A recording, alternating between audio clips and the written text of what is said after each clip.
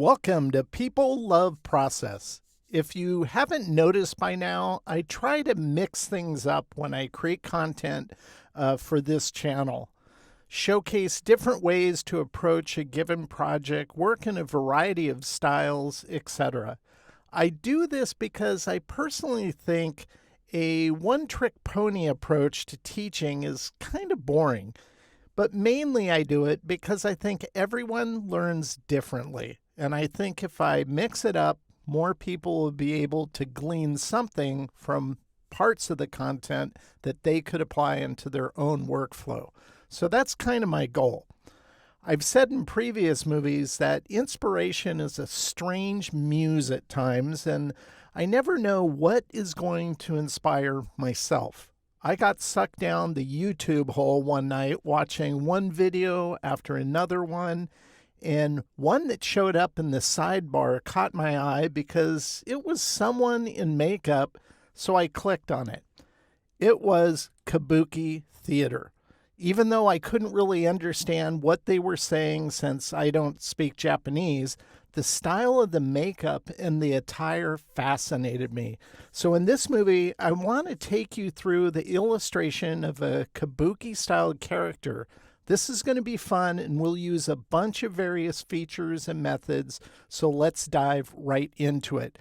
So when I first watched this on YouTube, it's like, once again, I couldn't understand what anybody was saying in the video, but I was captivated by the visual aspect of the theater, the makeup, their wardrobe specifically. And this kind of makeup is what styles a lot of the characters. Not all of them, but a lot of them use this kind of styled makeup. The colors are very prominent and contrast really well. White, almost like a pancake type makeup on the face with black and red and white. And that's what I want to use in the design I came up with. But their attire, their costumes, I guess, or outfits, were really amazing. And we're going to definitely play off of this one here. I love this one. The colors, black and this kind of light tan and a gold. So we're gonna utilize that and kind of play off of that. But notice on their headdress as well, they have these like it kind of reminds me of the notch at the top of the iPhone. And that's kind of what it does on all these costumes, whether their attire is completely the same, they're not.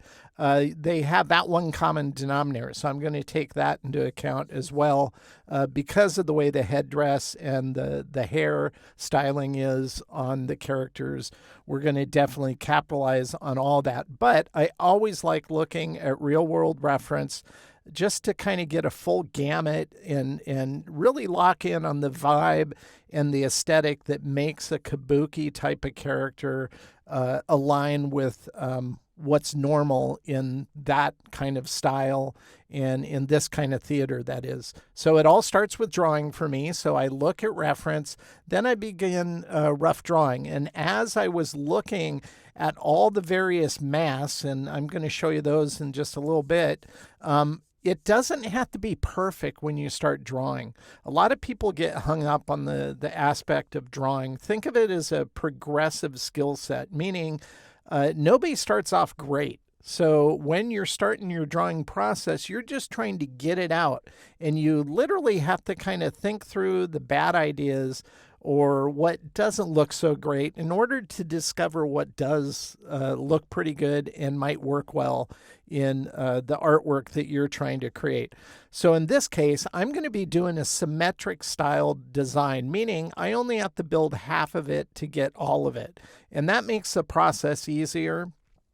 And so this was just the rough sketching where I'm kind of working out how to do how to stylize, because we're going to be using realistic proportions, but it's not realism. We're stylizing the shapes and forms and making them distinctly more deduced down into an iconic kind of framework that's going to kind of be very impactful, but it's definitely going to be proportionate to a realistic type of figure. We're not doing a cartoon here.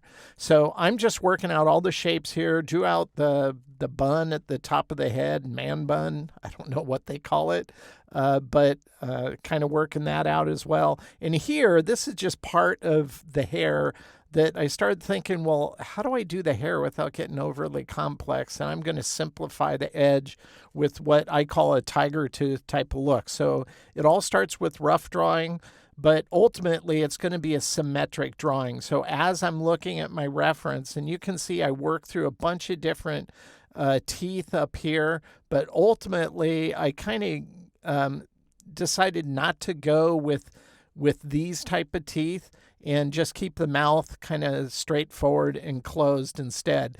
And so this shows the symmetric drawing. Now everything I'm drawing on the right-hand side, especially with the detail, but on the left, it's going to reflect over. But there's certain elements like the wrap around the top of his hair here. It's different. It's not mirrored from left to right. So that I'm kind of carrying over here because I'll use that. And this part I'm going to clone and kind of flip it in Photoshop. Now I'm not going to go into Photoshop and show you that because it's just rudimentary copying elements and just reflecting them to the other side. But I have included the PSD file in the exercise files. And so you could go into that and see exactly how I did it. Really easy, super simple, nothing difficult. I draw a line down the middle of the paper. And by the way, if you wanted to do this all digitally, you could. I prefer analog drawing. I like doing a lot of experimentation, and I like having a physical sketch when it's all said and done. And you don't really get that with drawing digitally. That said, I know a lot of people that do it digitally, and you might even be able to use the kind of the reflect features in some of the drawing applications, and it'll draw both sides for you. In this case, I don't really think it's going to save you any time because once you have the right side build, it's a matter of seconds to get the left side in this case, so it's no big deal. So you can see I'm kind of playing off that photograph down here, working that out, working out the details, how I'm going to handle that. I have this kind of tiger tooth edge to the hair to kind of communicate hair without, getting overly complicated with it. So I'm simplifying shapes as I move down. Now, what wraps around the bottom of his head, around his neck, the collar of the costume he's wearing, it kind of goes over the part here in the middle. So I drew that out because we'll reflect everything above that, including the bottom part with the shoulder and the costume. We'll reflect that over. Once again, using Photoshop. Super simple. So let's take a look at the final sketch after I brought it into Photoshop and reflect stuff. And this is what I ended up with. Now, when I was looking at this, I was like going, okay, I don't really like the mouth area now. I think it's a little too simple, but it's giving off an expression that the character looks like disgruntled or even constipated, and then that is not what I wanted. So I went back to look at masks that they wear in Kabuki Theatre, and I might pronounce this name wrong. If I do, just post a comment once this video is up and let me know. I think it's pronounced Hanaya masks. These are the type of masks you can find in Kabuki Theatre. You can find them in other places in Japanese culture as well. But this just shows the vibe of what these are about. But mainly I was looking at these for the teeth. Now, some of them go really overboard. Here you have like 4 fangs kind of curving out the mouth from the top.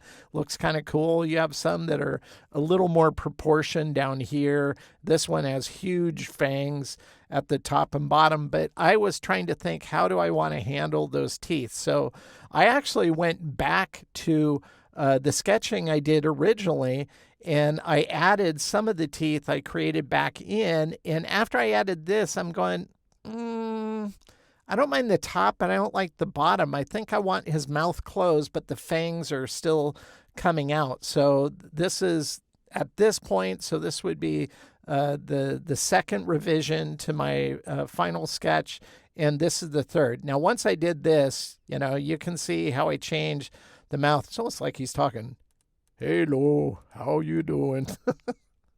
Yes, I entertain myself like that. So I'm going to go with just the teeth coming out the top of the mouth. I think that's going to look good. I also, if you didn't notice, at the very top, there's a little kind of a drawstring of sorts that they pull their hair together. And I just thought that was a little too much information, so I went ahead and simplified it and got rid of this. But this is what I'm going to use as my refined sketch. And as with all my refined sketches, I just select them. We'll go to transparency. I usually set it between 15 and 20. It kind of depends on what workstation I'm on. On this workstation, I always use 15. On my workstation that I do my daily work for my client work on, I usually set it for 20 because the monitor's a little brighter. We're going to go ahead and lock it now. And then on a layer above it is where I start building. Notice I dropped a guide down the middle because, once again, this is symmetric. And yes, even in vector apps, there's a symmetry methodology. There's a way you can do symmetry building in Illustrator, and eventually I'll put a video together to show you kind of the specific context of design that I'd use it in. I wouldn't use it for this because, in my opinion, this is overly complicating the process. It's much simpler just focusing on the basics. So I have my drawing in place. And once again, if you spend the time in analog, or if you draw it digitally as well, if you spend the time drawing out the shapes you intend to build in Illustrator, it makes the process easier. It becomes a roadmap for vector building. So the first shape I built was just the profile of his head. So it's all about just getting those anchor points, pulling out the Bezier curves to get those handles. And it's not hard. It's just you want to take your time and do it well because you're building the foundation of what's going to be your final art. Now, the easiest of all shapes is the inside of the eye. These are just elliptical shapes and what will be the highlights on his eye. This is a very organic shape, but once again, it's not hard if you think of your placement of your anchor points and how to pull out your handles. So just take your time, go slow. It's not hard. The next thing I'm going to do is I'm going to start building the shapes that are in his face. So if I turn these on, these shapes are overlapping the edge because I'm going to use the original base shape of his face to edit the other ones. Now, right now, I have a bunch of different ones, so I'm going to go ahead and clone this. And when I say clone, I'm doing a command. Well, I'll just show you. I've selected it. I can go up here, and I can go File, and nope, I go to Object. Now I'm tripping up. Okay, I'm going to go copy. Command C. So I have a keyboard shortcut set up, and it's my F3 key. And what that does is it plays a recorded action, and that recorded action does 3 commands with 1 button push. It copies, so I'll copy it, go back to edit, and this is what you'd have to do if you don't have a keyboard shortcut set up. Once I have it copied, I'm going to go paste in front. Then I'm going to go to Object, Arrange, Bring to Front. And all of that just to make a copy of that shape. Now, that would take a lot of time pulling down that menu every time you want to do that. I don't do that. I just hit the F3 key. So if I select this and just hit F3, we already made 1 copy. I want to make 4 more, so I'll just hit the F3 4 times. 1, 2, 3, 4. And now it's done. And so if I pull these out, you can see I've made multiple copies. So it's really important to figure out what would benefit your workflow and be turned into a keyboard shortcut. And if you want to know more about that, watch the movie on this channel about creating with keyboard shortcuts because it'll save you so much time. Mine I've been using literally for over 20 years now, so it's muscle memory. So once I have those copies, because I'm going to use it to do shape building, I'll select the profile of the shape of the face. I'll select this shape, and I'm going to go intersect on Pathfinder. Let's pull Pathfinder out here. Intersect is wherever two shapes overlap, it creates a new shape. And that's all I'm doing to trim off all these shapes, is I'll do an intersect on all of these. And I'll just select both, hit intersect, and it gets it done.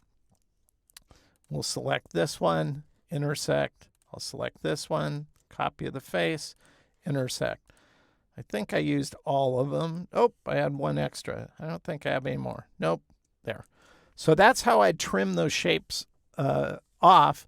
And then once I get done with the whole right side, then we're going to reflect it, and I'll walk through that in a little bit.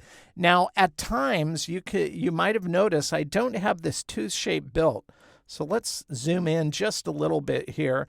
And by the way, whenever you zoom in to build, sometimes it's easier to build if the line isn't thick. Like if I was going to build it at this size, I just zoomed in so you could see it on screen easier. If I was building at this size and I command A to select all this, and I go here, you can see it's 0.75, and that's a little thick when you're zoomed up this far. And this is why if I go to graphic styles, in my build files on my workstation, I usually have a range of graphic styles, and it goes from 0.5, 0.75, I have 0.25 hairline, and I think that's what we want to do here, is we want to change these to hairline, because it's easier to see what you're doing when the stroke isn't as fat. So I have those part of my new document files. So when I create a new document for a new project I'm going to be working on, those are already preloaded into that file.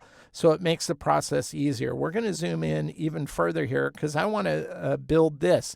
Now, when I originally created this art, it was before I found out about a plugin. So I want to show you two ways you could build these.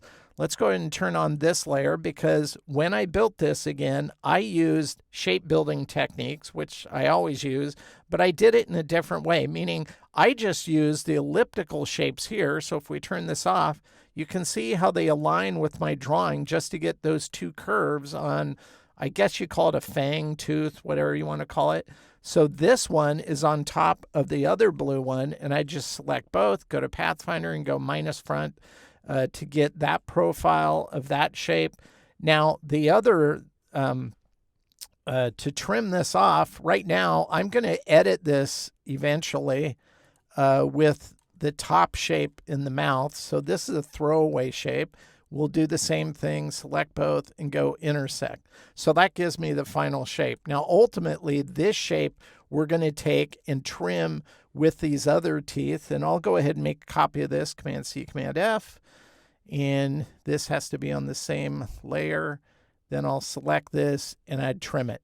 So if you wanted to just use the default tools in Illustrator, that's how I would do it.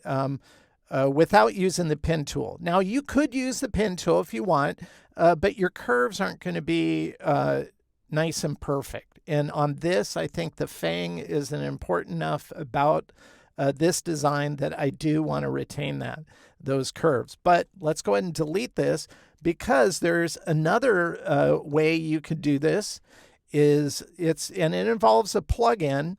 Now, this isn't obviously a default to Illustrator, but it's a plugin that it actually existed when I built this design the first time. I just didn't bother to figure it out or even try it until afterwards. And then once I did, ever since, I've been going back to it. And I would always use the circle by points tool, which is a good tool, but it's this one, arch by points tool. And all we're going to do is build another tooth here using the arch by points tool. And the cool thing about this is we're going to hover over, and this is where Smart Guides comes in. Command U to activate it. So right now it's on. If I go Command U and turn it off and I hover over a path, it's not really snapping, and it's not telling you if you're over an anchor. With Command U turned on, I'm going to turn it on by doing Command U. Now, when I hover over an anchor, it tells me I'm over an anchor. When I'm over a path, it tells me over a path. When two paths cross over the top of one another here, if I go to this area, it'll tell me there's an anchor there, but it will also notify me that there's an intersection there between those two paths. So let's go back to this plugin tool. This is by Astute Graphics. Once again, it's part of the PathScribe plugin they make.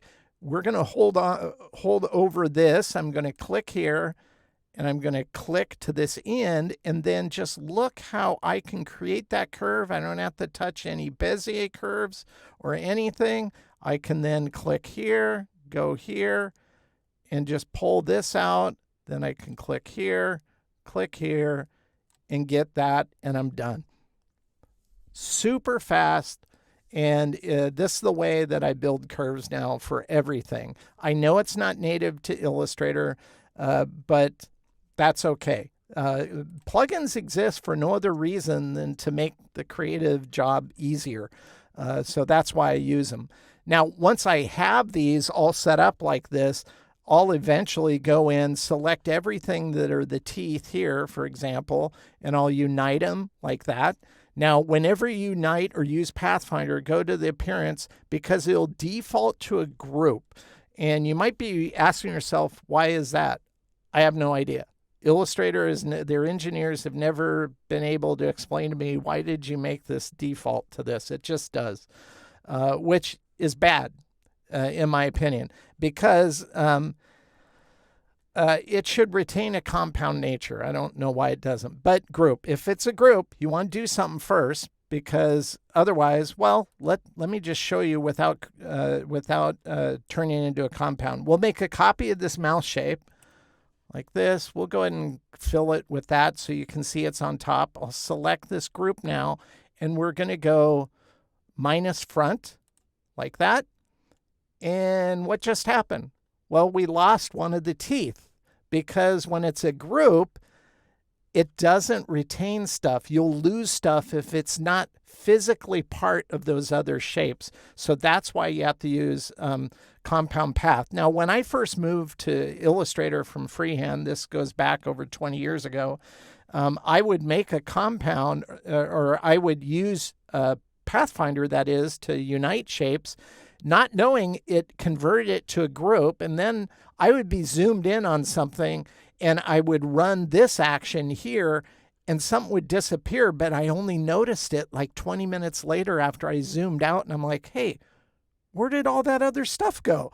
I didn't realize what was going on. I thought I accidentally deleted it. Well, I did accidentally delete it because that's the way, that's expected behavior in Illustrator. That's how the engineers would say it. So we're going to take this, and because it's a group, I'm going to change it to a compound. Now, once again, I have a keyboard shortcut to do that because I do this all the time. And that keyboard shortcut is F7. If you don't have a keyboard shortcut, go to Object, go down to Compath, and Make. Now, because I do it all the time, that'd waste a lot of time if I'm doing it thousands of times every year. I'm probably doing it a few thousand times every year. So I'm just going to hit F7. So if you just watch the appearance panel here, it'll go from group. I hit F7, and it's now a compound. It's ready to use Pathfinder. I'll select the shape above, and then I'll go minus front. Nothing disappears. You don't lose any content. But here's the annoying factor. It'll revert back to a group once you do an edit. It's kind of dumb. So I'll just hit F7 again to make sure it's a compound as I keep moving forward. So I just wanted to walk you through that. That's kind of the nitty-gritty of vector building. And I've explained this before, but it's at this phase, I'm just paying attention to shape and form. I might be thinking of color in the back of my head, but I don't build in color until I have all my base shapes ready to receive color. So let's go ahead and zoom out. We'll keep creating here. And we had changed this to 0.25. So this is a good example of where I'll go back to strokes, and I'll change these back to 0.75 so I can see it at this zoom ratio. And let's go ahead and turn on this layer now. here. And this is all more of the detail here. But the reason why I colored it blue is I want to show you how I build the shape initially. All I pay attention to at this stage is the anchor point placements. These go here because wherever your drawing comes to a point, gets a point. So there's a point here, there's a point here. It's going to come up to this, which is the edge of the shape it needs to reside on top of. So that's where that anchor point is. All of these are in, I would say, the correct neighborhood, but we still have to finesse the Bezier curves. This comes to a point, gets a point. This comes to a point, gets a point. So those are the easy ones to discern. Then I go in on a shape like this. Natively with Illustrator, you'll want to use what's called the anchor point tool here.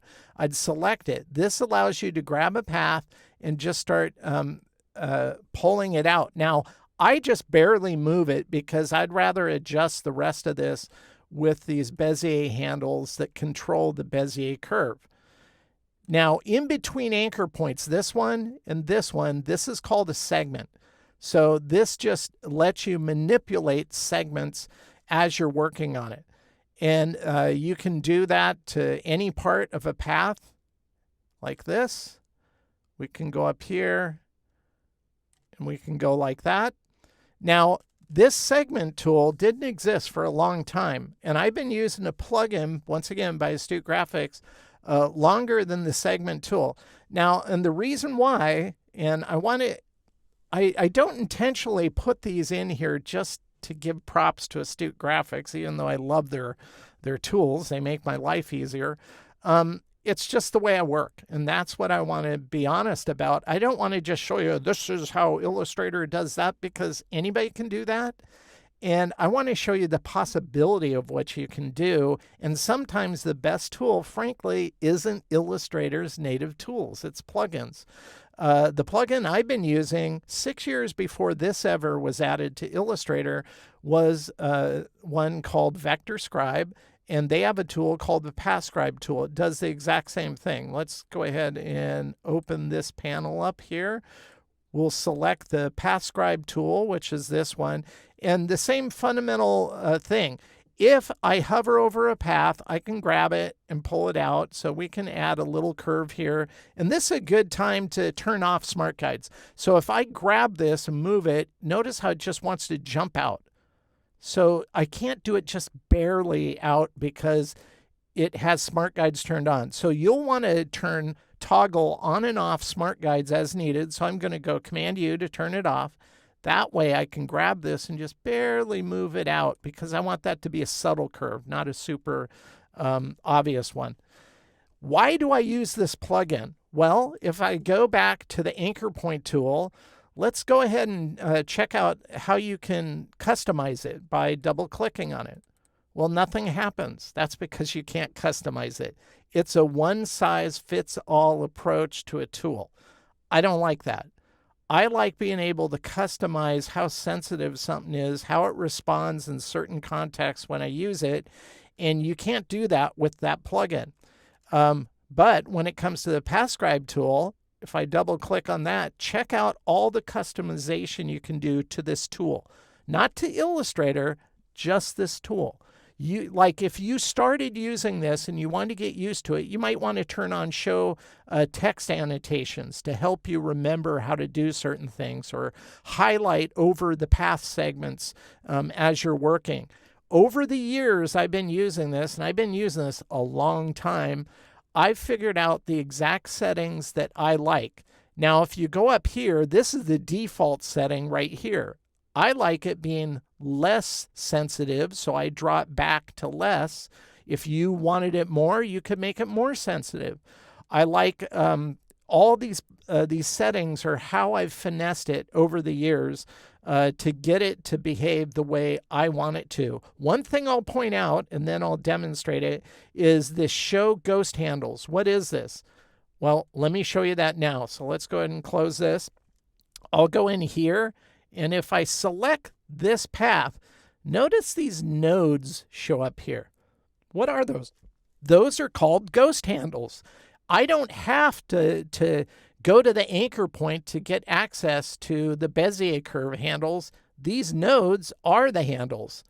And I can just grab them, a node, and pull out the path like this, and it makes the process so much faster. Now, the problem with the in Illustrator is when you're using the anchor point tool like this, let's say you grab this path here and you start manipulate. Notice how it moves the other segment on the opposite side of the anchor handle. I don't like that. So let's Command Z. Let's go to the PathScribe tool. It won't do that. If I pull this, notice it won't do that, but it will break the handle. But they know it will break the handle because that's the way Illustrator is. But if I, with the same tool, grab the handle and bring it up, notice that S appears. That means it's smooth, it's corrected itself, and I can keep adjusting these Bezier curves to get exactly what I want. And it works like the other one. You can just grab the path. You don't have to grab the handle like this, and you can adjust it. Or you can grab the ghost handle like this and pull it out. It just works really, really well. So I prefer using the plugin. But that said, everything I'm showing you, you can do natively with the anchor point tool. It's just going to take you a little longer because it will do certain things that are kind of frustrating. So if you ever get a chance to use Astute, I highly recommend it. And this is where I'll just go through and finesse the rest here. On this one, I'll go ahead and pull this curve out, and we'll go down like that. So why do I have some of these other shapes down here? Because I'm going to end up editing other shapes. So once you create one shape, it's always good to figure out how you can use it to edit other shapes. So if I select this shape around the eye, this inner part here, and I'm going to clone these, Command C, Command F. We'll go ahead and fill them yellow so you can see what I'm doing, and I'm going to unite it. Now, sometimes when you have two shapes butt-to-butt fit like this and you unite them, this is going to happen.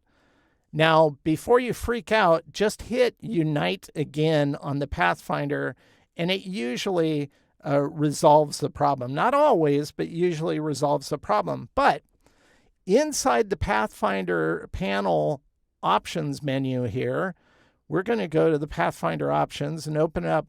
Notice I have this check, Remove Redundant Points. Why is that? Because I don't want a redundant point. Redundant points are when an anchor point directly piggybacks right on top of another anchor point, and visually you can't tell it's there. And Illustrator doesn't tell you it's there. So if you do something like an offset from a shape that has a redundant point, it's going to mess it up and not work. So that's why I turn it on. And this is supposed to remove redundant points, but as you're going to see, it doesn't.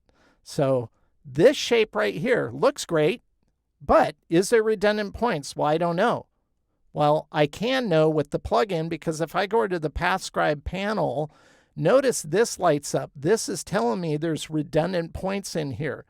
So right now it says there's 16 anchor points. So all we have to do is select it, click this, and it removes that redundant anchor point. We had 2 redundant anchor points. It's now 14.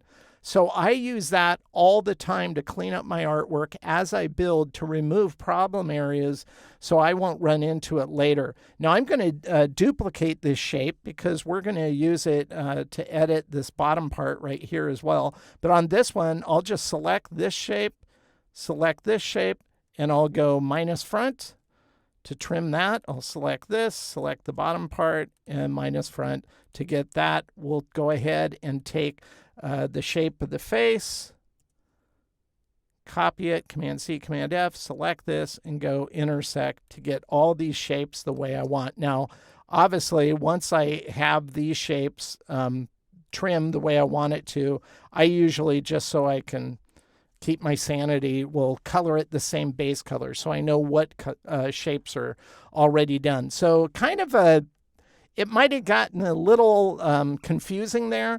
And one thing, when I'm building a design like this is a pretty complex design. So I tend to build on layers so I can isolate and turn off layers. And right now, we don't want all this face detail. So I'm just going to turn that off, and I'm going to go ahead and go up here, and we're going to turn this one on. Oh, see, I already forgot something.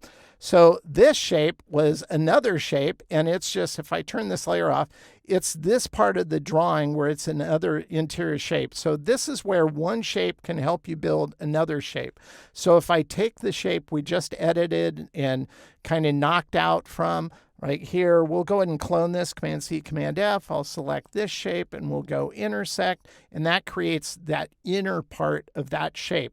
So I only had to create this path here, and the other side of the path I just made by intersecting it with the previous shape. And that's how I'd handle all these details on the face the same way. But we're just going to turn off these details right now. We're going to focus on the hair, because on the hair, I wanted it to read as hair, but I didn't want to get overly detailed, especially when it came to the end of the hair. So we'll take the base shape of the face, clone it. We'll go ahead and move this up to the layer where the hair exists. I'm going to clone it again because we need to use it twice. And I'll go ahead and minus front the top and minus front the back. We want to make sure this is behind this shape since there's a little overlap there. And I'll go Command-B. So those are in the right place. Now, you might have watched the movie where I did shape building. And at times, some of you might think certain things as I'm working, well, I wonder why I did it that way instead of, I mean, this is a lot of pen tool work to get that. Maybe you could do it with shapes. Well, let's go ahead and turn this on, because I did try to do this in shapes. I just created two shapes like this. And if you go Option, Command-B, and then you click into the blend tool here and you go to specified steps, and we hit in 28, you can preview it like that. That might work, I think. Well, I don't want it too tight here, but we'll try 28. And then of course you have to go to expand like that. You might need to go to ungroup. Yep. And sometimes you have to ungroup it twice, just once. And now you can go unite to turn it into a shape. And yeah, you can kind of get that. But notice this side it's not going to work so well. And it's just less, I guess, human. It's driven by, an algorithm that's just repeating a shape. So yes, I actually did try it that way. I just didn't like the look of it. I couldn't really get it to align with my drawing. So I kind of drew it the way I wanted to, and it's just easier to build it manually using the pen tool. So I just wanted to point that out. Let's jump into the hair detail here because this is pretty simple. Here we have a shape. This is going to become a highlight on this hair. So we can take this, clone it, select that shape, intersect it again to get the final shape. And we'll go ahead and clone the bottom one here, Command-C, Command-F.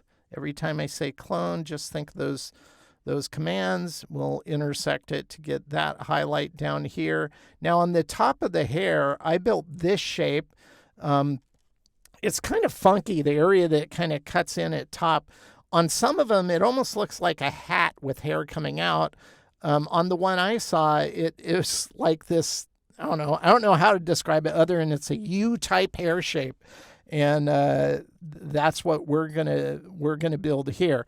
So once again, it's easier to build the base shape like this. So let's go ahead and clone this. Command-C, Command-F. We'll fill it with yellow. I'm going to go ahead and zoom in just so you can see what I'm doing. And I have this shape underneath it. And I'm going to select this shape. And I'm just going to go minus front like that. Notice we have this part going over here. If I pull this up, you can see we have this little piece floating. And this goes back to that problem I showed you where after we ran that, it turned it into a group. It's not a compound. So if I decide to make a copy of this because it needs to trim right there, go like that, make a copy, select this, and go intersect, it's going to give us a problem because it can't work because there's a group, and this is just, if I select this elliptical shape, this is just a path, and it'll give you that error. So to avoid this, after we've ran that first minus front to get this edge to align with the hair edge, I keep wanting to say U hair now. I want to trim this edge. So what you want to make sure to do, because it's a group, you want to run a compound so it becomes a compound. Then we can take this copy of this elliptical shape, select this, and go intersect, and it'll work the way you would expect it to. But notice, again, it's going to revert down to a group, so that can cause problems when you color. So I'll go in and just make sure compound is done there as well. So I also want that notch on the top of the head here for the face itself. So this is where I'll make a copy of this shape. Let's fill it with yellow. I'll select the head, and I'm just going to go minus front to get that notch into the head shape like that. And then we'll turn on this because I built this as a shape on top of the other one. So we'll select this hair element. We'll copy it, Command-C, Command-F, select this shape, go intersect. We get the shape we want. We'll select this again, make a copy, select this, and this will, the top will become a highlight. This will be kind of a reflective light down here, and we'll go intersect. Then I'll just use the eyedropper to quickly turn it the same color so it's easier to see. Now, the hair itself, this is going to be the backside of the hair that's behind this shape, and it's behind the head. So it doesn't drop down into this area. So this is where I'll just bring a throwaway shape like this, select these two, go intersect, and this will just sit behind everything. So it's already reflected from left to right, vice versa. So that's going to work good. So that's how I would do some of the fundamental building. Once again, the more accurate you draw it out, the easier it is to build because you just want to match what you've drawn out. So just take your time, finesse it with the Bezier curves, use the anchor point tool to kind of push around a path to get it to shape, grab the anchors, and finesse it into place. Let's go ahead and jump to this layer because what we're going to do now is we have our base face elements all created here. Let's zoom in. And all I'm going to do now is select this. I'm going to clone it. We'll go to the reflect tool over here. I'll select it, find a central anchor point. Now we turned off the smart guide, so we're going to turn back on. Command-U, hover over this anchor point, the central anchor, and then we'll reflect it over. Now you're going to have to fuse together shapes like this. So this is where, and I normally, once I have everything together like this, I group it just so I don't accidentally move one and not everything all at once. But this would be the case where I would select this and I would just hit ungroup. I have that as a keyboard shortcut. But obviously you can go up here to go to ungroup, whatever the command is. I've used F6 for 20 years now. So I'm just going to hit F6. So all these are independent shapes I can select. We'll just go ahead and grab the base shape of the face like this. Let's go so you can see what I'm doing. Let's select this base shape and we'll just fill it with the blue. And we'll select this one, we'll fill it with the yellow. You can see it's not even behind everything, but that's okay, we'll put it there. We're going to go ahead and unite these together, so now it's just one unified shape. That's what I do with all the shapes. This one, obviously, we'll just remove the fill. I'll copy it, select everything, Command-B, paste it behind all those shapes, and that's kind of the way I would go about fusing shapes. Now, it's going to take you a little bit to fuse these, but it's only where they meet in the center. And notice on these shapes here, I purposely overlapped it because at times Illustrator will not want to fuse them together, even if they're on top of one another exactly lined up to the guide. So I tend to kind of overlap these type of shapes, unite them, and that way I don't run into that problem. So just a little trick. Here's all the base hair shapes here. And we got the base shapes for the torso. Torsal. I don't know why I said that. For the torso down here. So this is where it's time to kind of have some fun. Let's put this back to where it should go, down here, like there. We're going to go ahead and I'm going to turn on a few layers, turn the background. We're going to turn this on because this is where coloring is going to come into it. Now, the coloring that I had in mind goes back to the specific reference. Let's take a quick look at that and go back, because on the reference that I pulled, we can turn these off now.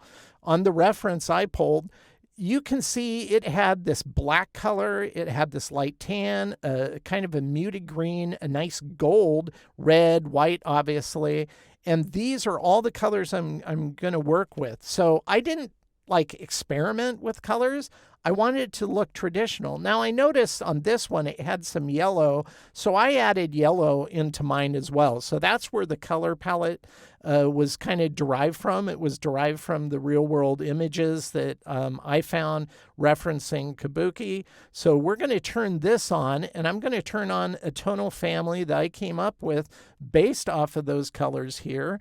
And let's go ahead and zoom in on this so you can see it a little better. We'll zoom in like this. And all I'm going to do is I'm going to colorize my artwork. Now, obviously, I was looking at a photograph, so it just comes in. I've explained why I pull colors out like this, because one, it works better for demonstration like this. So I'll use the eyedropper. These will all be red. Obviously, black is a big part of this aesthetic, so all these areas will be black. His eyes, will make those white, like this. And this will be black as well. We can sample the black we've already applied. Here's these eyes. We can sample that. These are like a reflection, so we'll make this a lighter gray, not so dark. These here, the inner part of the eye, these will be red, the part that sticks out on the left and right. We'll select these shapes here. These will be white. Select these shapes here. And these are where we're going to use that gold color. The teeth, I don't want them white because the face is white, so I want some contrast there.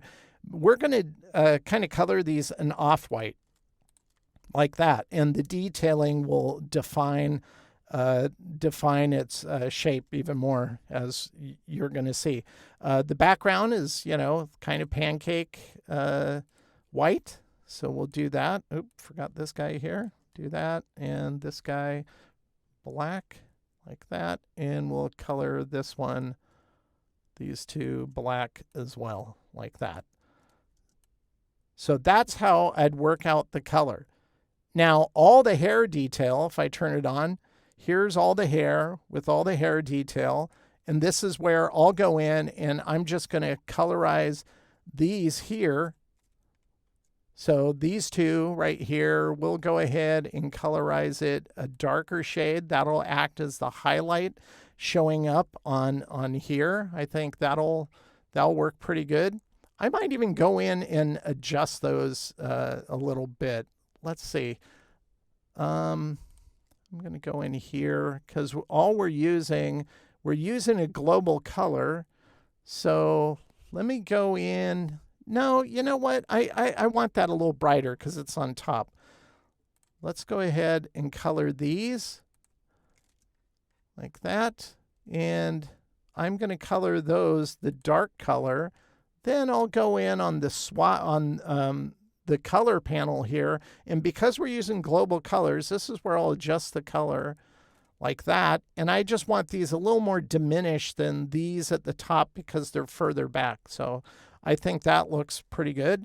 On the top here, we'll take this top part of the hair, and all we're going to do here is that will be somewhat darker, like that. We'll take this bun here. we're going to go ahead and color it a gold here, and we'll take this, and this will become red like that. We'll go up here on the man bun or whatever they call it, like that. This will be black, and we're going to set this tint to 75 since at the top of his head, like that. I think that looks pretty good.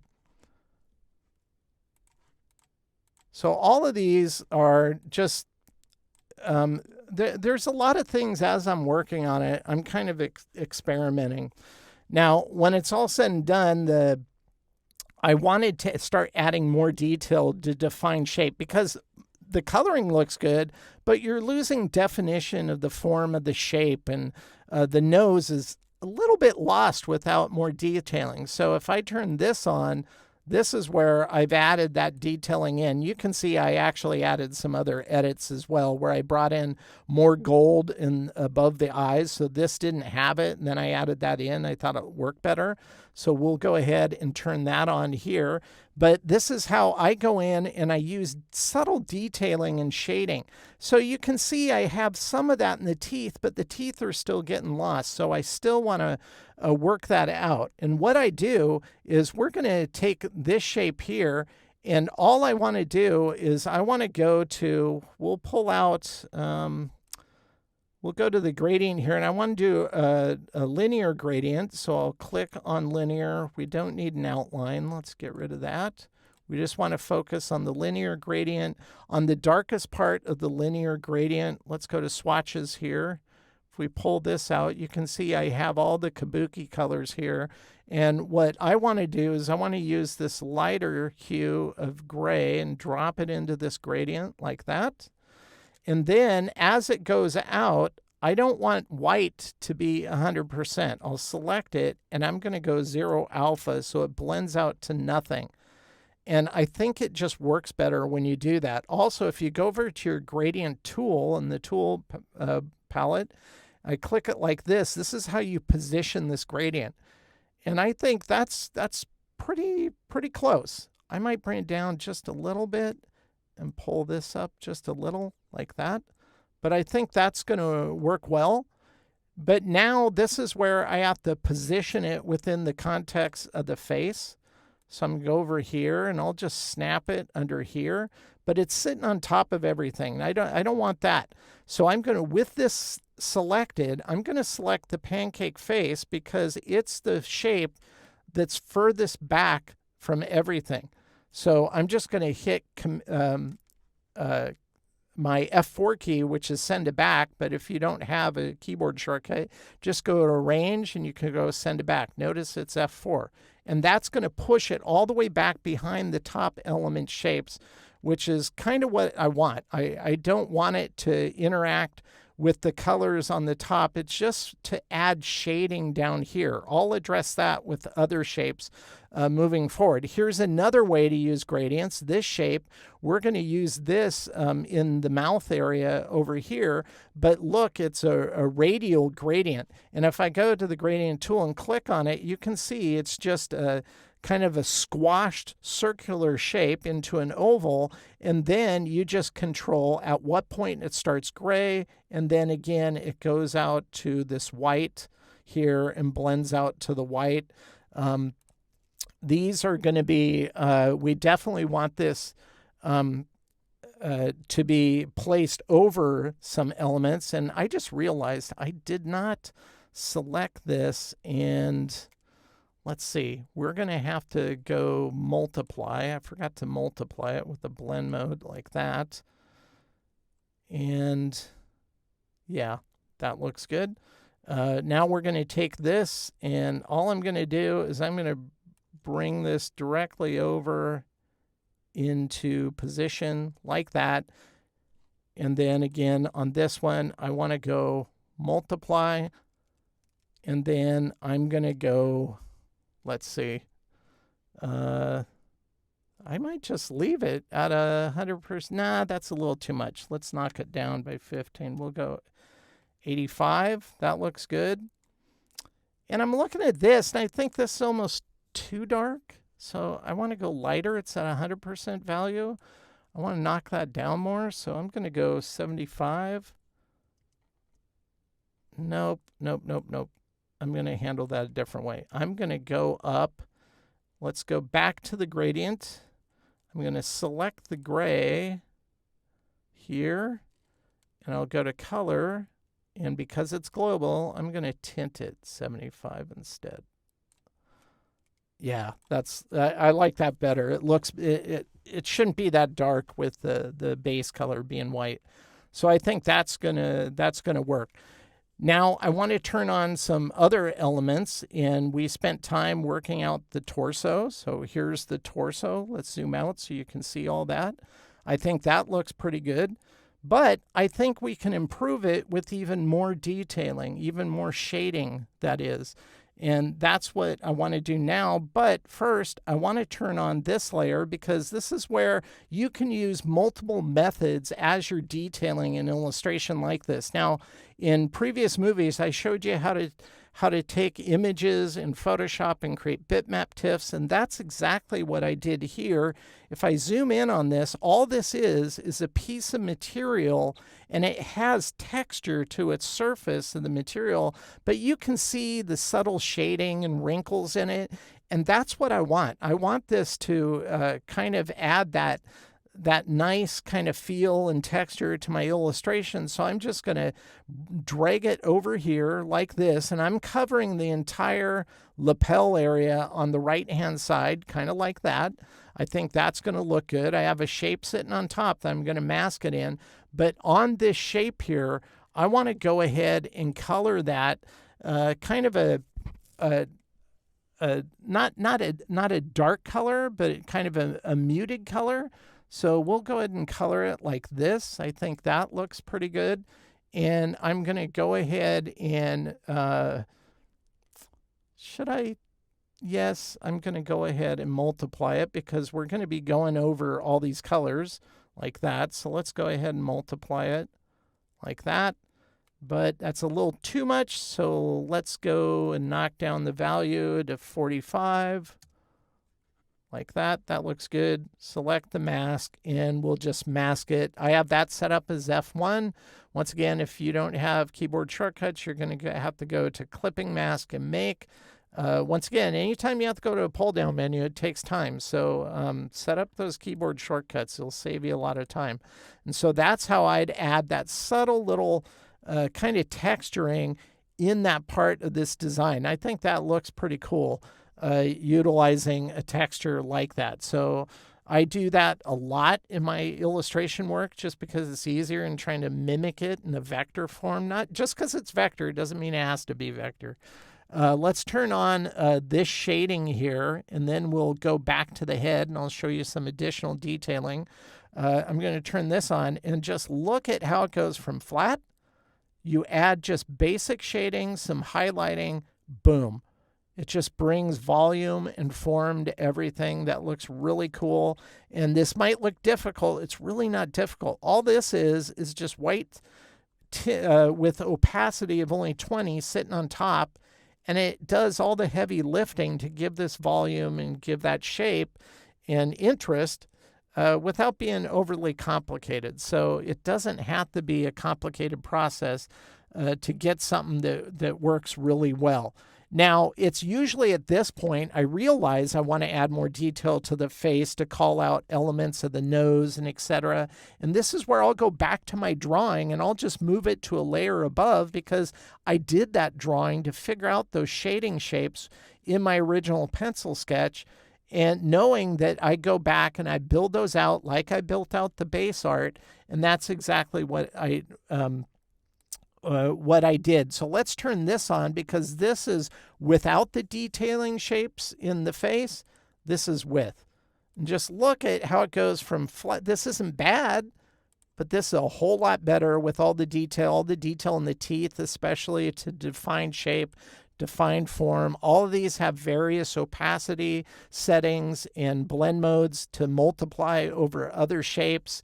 But not only that, I always art direct myself as I'm going along. So without this, notice down the chin, I didn't have any yellow down there, and I figured out it would look better if I added a touch of yellow. And once I did that, I liked it even more because it pushes focus to the center of the face. So that's kind of cool. Up at the top here, since this is fabric up here as well, let's zoom in on that. I also masked that same fabric texture into that to kind of carry it up into that area as well. So that's looking pretty good. Now, there's a few more things I want to do to really kind of push this over the top. And as I go along at times, I'm not sure about certain things. I might not think of everything in my drawn stage. Most of the time I do, but in terms of building this, I was going, well, wait a minute, where is ears? I started looking at the reference photos, and you don't really see their ears. I don't know if they pin them back or they're wearing some kind of wrap around their head, and then they put this hair elements in for the costume. But I was just going, maybe I should put ears. And so I tried, and I'm going, yeah, no, that it's good. He looks like a Vulcan. So, you have to work through things. You have to try stuff. And if you don't like it, guess what? That's fine. Just don't do it.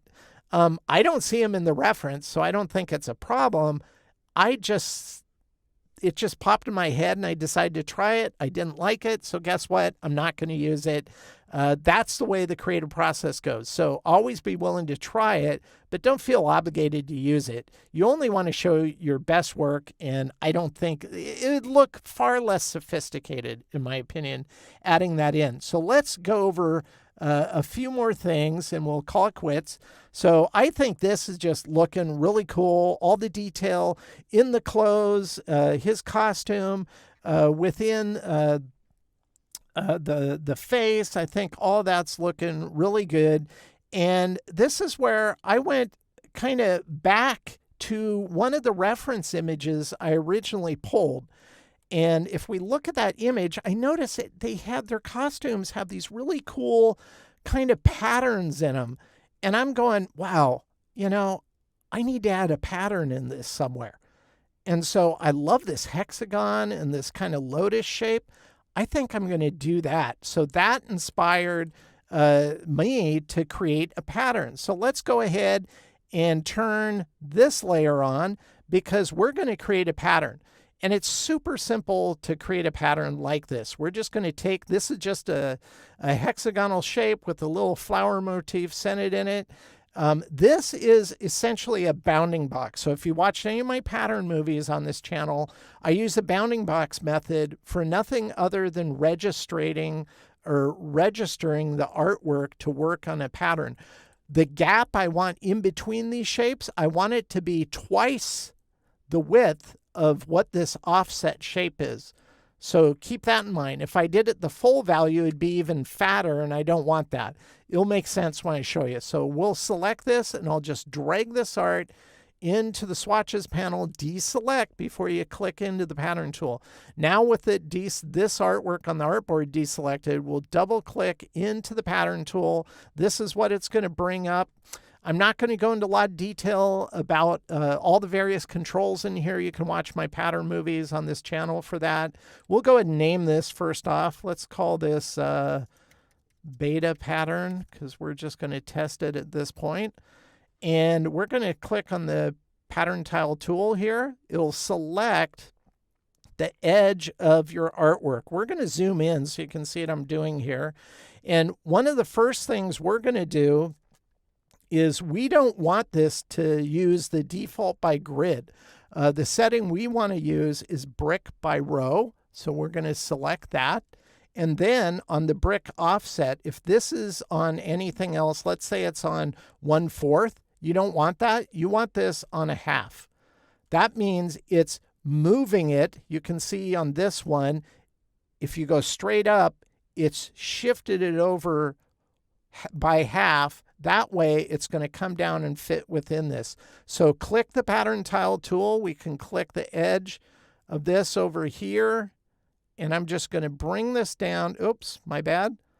I'm going to bring this down like this and snap it. And this is why I bring in that bounding box, so I can snap it to something. And as soon as it snaps with Smart Guides turned on, Command U still, that's why I do it, because it makes the process easier. If you don't have something to snap to, you're eyeballing it. This is dead on precise. I can select that bounding box because we don't want this magenta color into our pattern. Delete it. We have our pattern done. That's how easy it is to exit out of pattern mode. You can just hit the escape key. It'll take you back to the artboard. We'll turn that off. We'll turn our Kabuki character back on.